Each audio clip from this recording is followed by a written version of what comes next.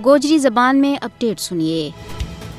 अक़वाम मुत्तहिदा का working group ने भारत से मुतालबा किया है कि वे कश्मीरी इंसानी हकूक़ का महफूज़ खुर्रम परवेज़ ना जितना जल्दी हो सके रिहा करें। अक़वाम मुत्तहिदा का वर्किंग ग्रुप ने खुर्रम परवेज़ की साबदीदी गिरफ्तारी के ऊपर भारतीय हुकूमत ना सख्त तनकीद को निशाना बनाया है। वर्किंग ग्रुप ने किया है कि भारतीय हुकाम खुर्रम परवेज़ की गिरफ्तारी की कानूनी बुनियाद देने के बिच नाकाम रही है। FIDH की सदर एलियस मोगोए को कहना है कि खुर्रम परवेज़ का केस के बिच अक़वाम मुत्तहिदा का फैसला मुस्तनद तौर के ऊपर इस गल की तस्दीक करे कि खुर्रम परवेज़ की गिरफ्तारी इनका इंसानी हकूक़ का कमा की वजह दे है। एलियस मोगोए को मजीद कहना है कि भारतीय मज़ालिम दुनिया के सामने आनन के ऊपर इनकी नज़रबंदी कश्मीरी सिविल सोसाइटी ना चुप कराउन की एक नाकाम कोशिश है। खुर्रम परवेज़ मकबूजा जम्मू कश्मीर के बिच इंसानी हकूक़ के वास्ते सियाणिया जाए। उन्होंने भारतीय फौजियों का तरफ से की गई इंसानी हकूक़ पामालियाना तहरीर करने के वास्ते बड़ी मेहनत की है और इसी वक्त मोदी हुकूमत का तरफ से बदतरीन इंतकामी कार्रवाई को निशाना बनाया जा रही है। गैर कानूनी तौर पर भारतीय